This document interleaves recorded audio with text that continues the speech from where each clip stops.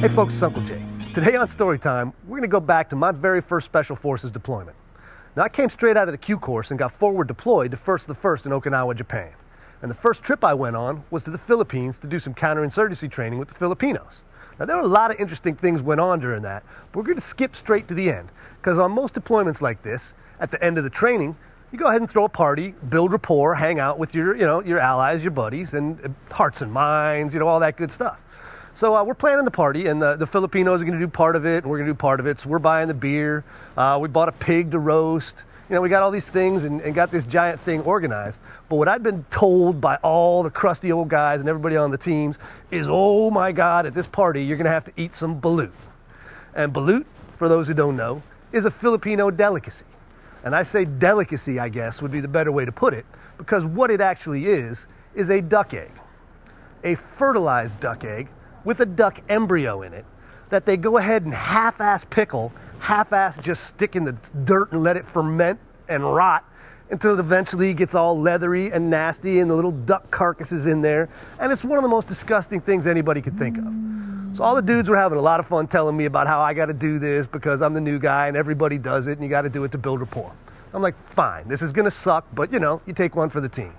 So comes party time, we're having a good time, the pig's roasting, the San Miguel is cold, life is good, we're having a good time. But back in my head, I got that little thought that eventually I got a rotten duck carcass in my future. So we're going along, and eventually the Filipinos start bringing in their part of the feast.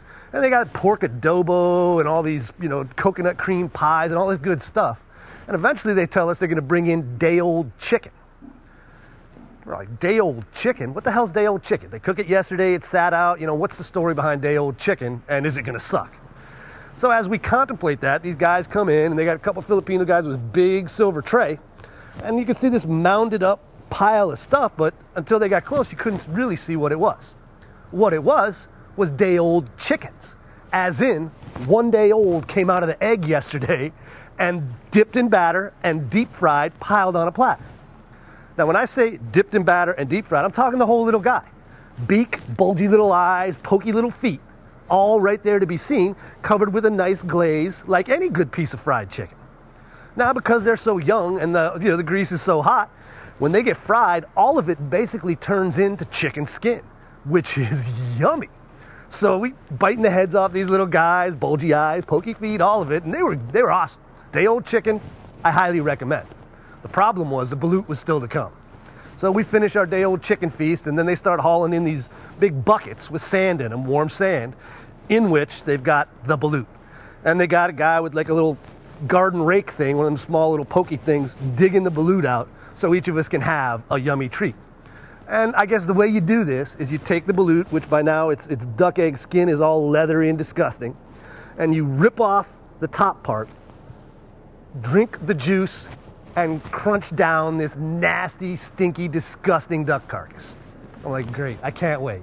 Right? So I get mine. I'm worried I'm gonna yak. That's the only thing I'm worried about. I don't want to puke in front of all these dudes.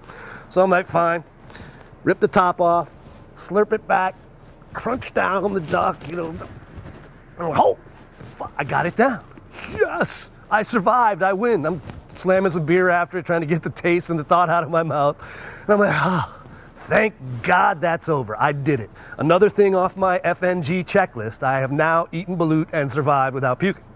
And then I look over across the tent, and we're in one of them MASH-style mess tents. And over there is a couple of senior NCOs. And we got Sergeant Major Pennington and Beaver McCann. And they are arguing because apparently Beaver wasn't going to eat his balut. And Sergeant Major Pennington was pretty sure he was gonna. Now, those are two most senior NCOs on this deployment. And they were going at it pretty good, and they were both fairly well lit up at the time. And Sergeant Major Pennington said, God damn it, Sergeant McCann, you take that balut, you do the right thing, you set the example, you're gonna eat that balut. And Beaver McCann's like, I ain't eating it, Perry, I ain't eating that goddamn nasty thing. I ate it before, I ain't doing it, you can't make me. He said, God damn it, Master Sergeant McCann, you will do it right now. And he's yelling, and they're just going back and forth. And finally it gets to the point where Beaver goes ahead and draws his .45. And he's holding it up in the air and he's yelling, I got 7 fucking rounds. Says I'm not eating that nasty shit, Perry. 7 or carry 7 fucking rounds. Everybody looks around. We're trying to decide whether it's going to be a gunfight. At that point, though, Sergeant Major Pennington decided that maybe discretion being the better part of, eating a semi-jacketed hollow point, and goes ahead and says, all right, run, huffs off out of the tent, Beaver holsters his weapon, and we all get back to drinking beer. I guess moral of this story is, a rotten duck egg is nasty, but it ain't worth dying over.